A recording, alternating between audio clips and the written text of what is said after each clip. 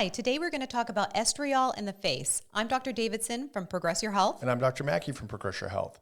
So normally on our podcast, we talk about perimenopause, menopause, hormone replacement therapy. If you go to our website, progressyourhealth.com, up at the top, there's a tab that says Ask the Doctor. Enter your name and email, ask your question. Today we have a question from Connie, so why don't you go ahead and read it? Yep, let's jump right into it. So this one's from Connie. Hi there, I loved your article on estriol for the face. I was prescribed an 80-20 Biest cream for HRT. My question is, how is that different from estriol cream for the face? Could I just use more of my Biest cream on my face? Would that be stronger than the estriol cream? Lastly, the estriol cream is not supposed to affect your overall hormone levels, but the Biest cream is supposed to affect your hormones and relieve symptoms of menopause. Why does one estriol work differently than the other? Thank you so much for any guidance you may be able to offer. It's so hard figuring all this out. Well, I certainly agree with Connie's last statement. It's definitely hard to figure these things out, to get answers to your questions. In some ways, that's why, and we say it pretty much in every podcast, that's why we started the podcast, because we know these answers are very difficult to find. You can look Google, you can look on YouTube, high and low, and it's really challenging to find the answers you want. And honestly, sometimes even your practitioner that is prescribing doesn't have all the answers. So this one is a relatively simple one, so it shouldn't take too long. What do you think? Can Connie use her Biest on her face? Well, I think first we should back up and maybe describe a little bit of the different types of hormones. So when you're using hormone replacement. So technically in the body, we have three different estrogens, estrone E1, we don't use that anymore for hormone replacement, estradiol E2 and estriol E3.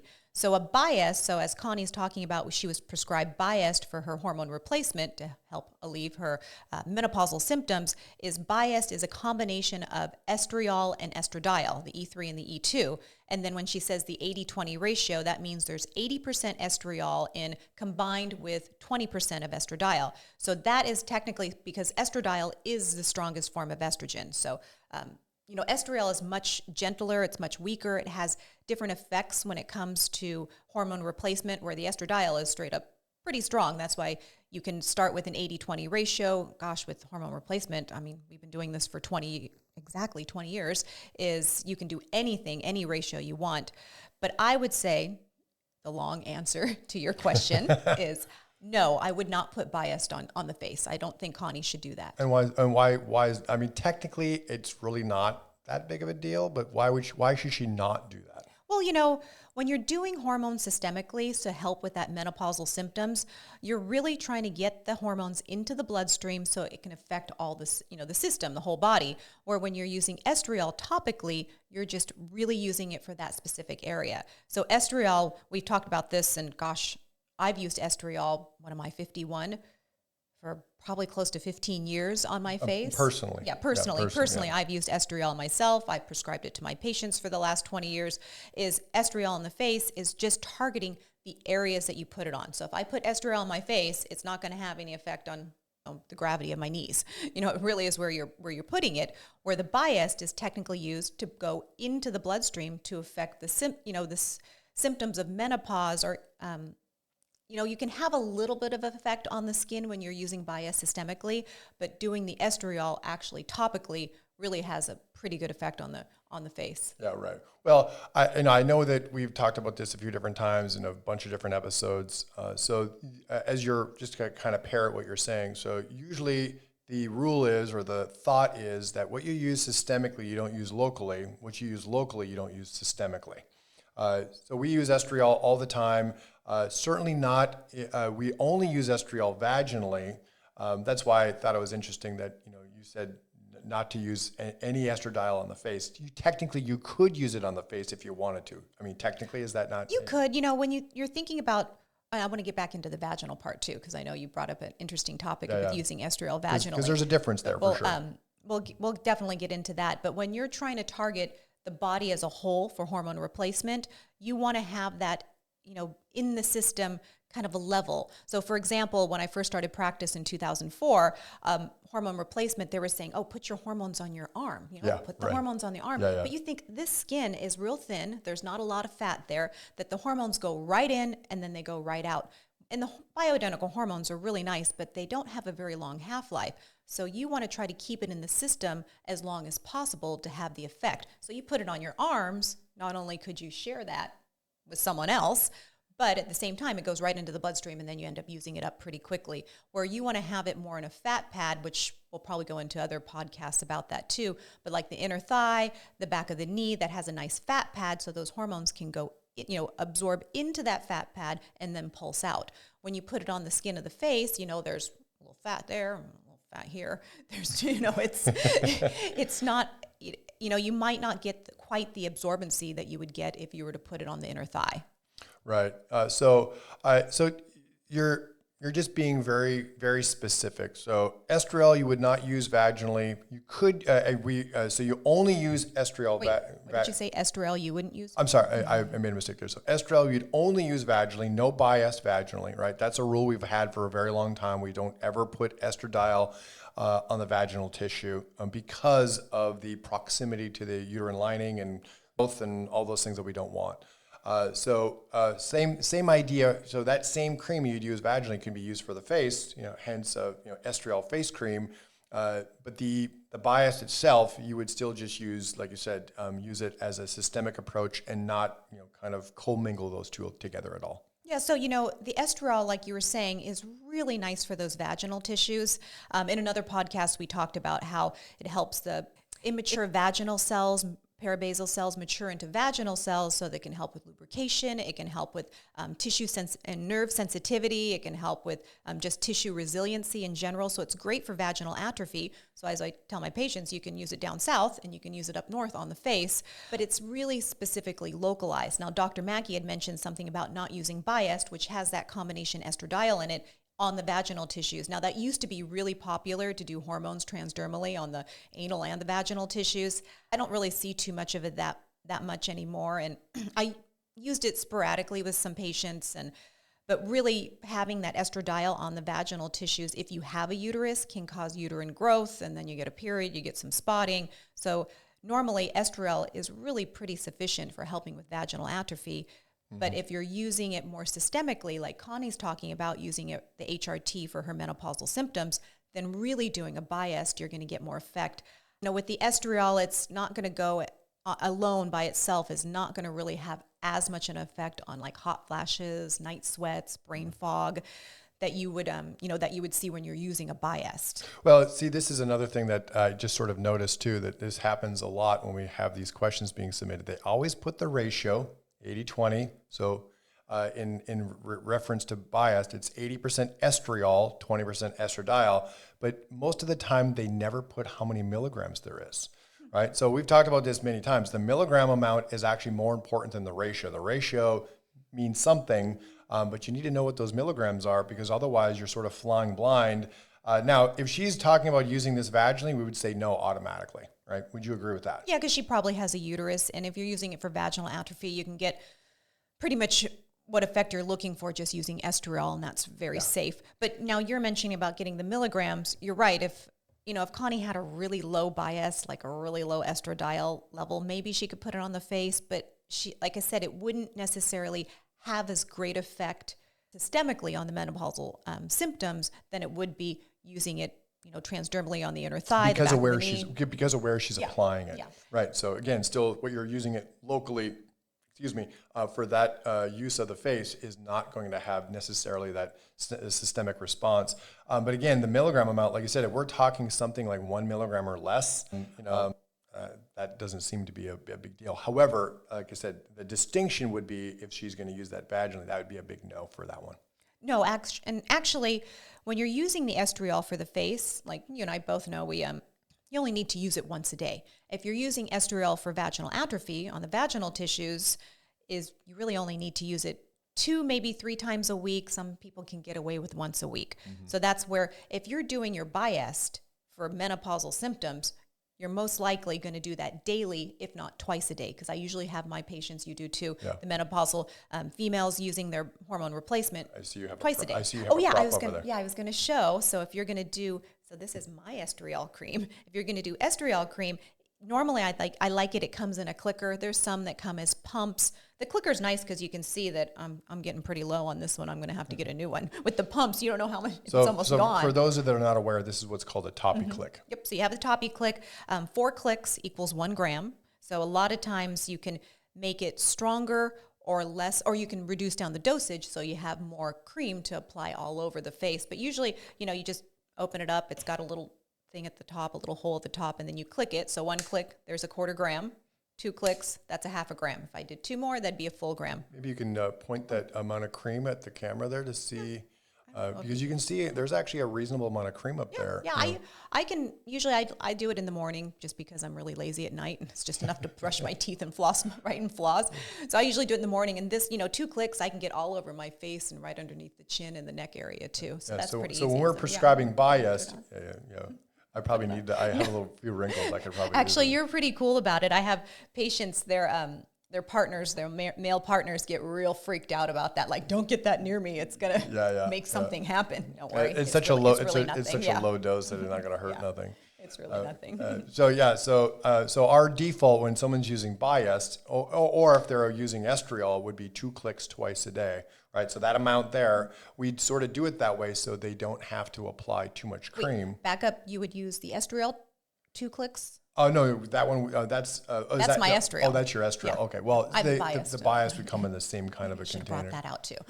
It's just a different color, right? Same device, but just a different color. Yeah, I usually have the pharmacies, when I prescribe it for patients, you do too, try to put the containers in different colors. So they're color coded. So you're not going to put your glasses on and read it, and then I know this goes on my face and the green one goes on the inner thigh. Some pharmacies will even color code your capsules. So if you're taking multiple capsules, thyroid, progesterone, maybe LDN or whatever it is. I had a patient recently, she was taking her LDN thinking it was her thyroid, and she had been off it for like a month and her TSH was like 55.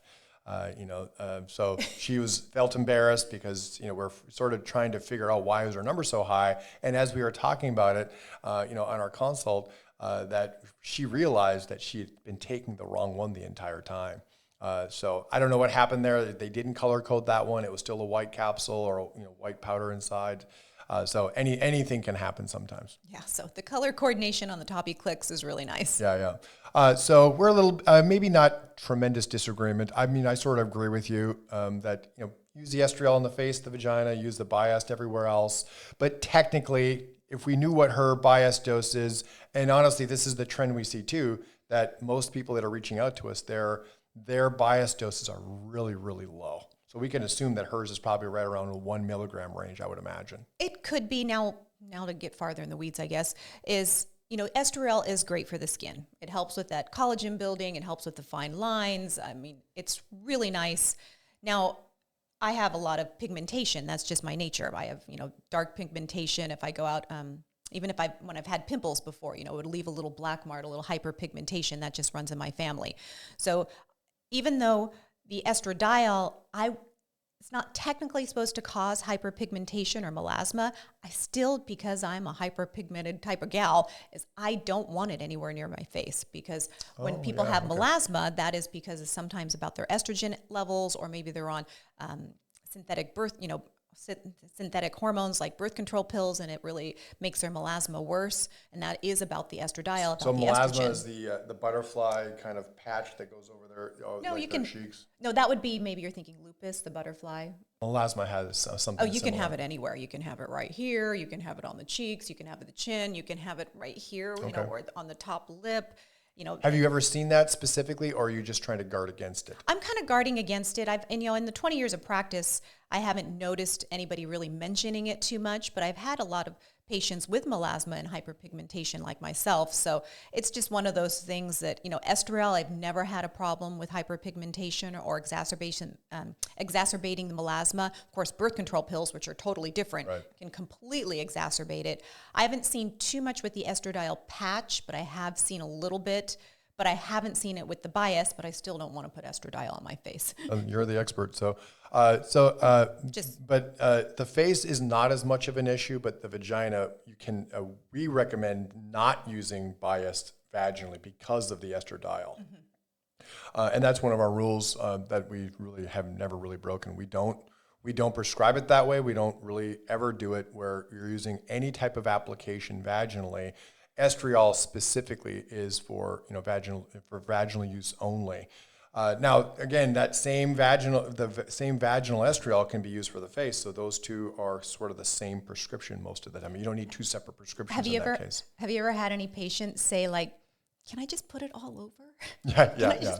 I wish we could bathe in it, but that'd be a lot of cream. Yeah. Well, like some women, they want to put it on the décolletage, like on their neck, on their upper chest, or, sometimes maybe like a little bit on the elbows, or, I think you even mentioned it like on the knees and things, places like that. Or once they've rubbed it in, if there's any residual on their fingers, they don't specifically put it there, but they could. And it would be more right here.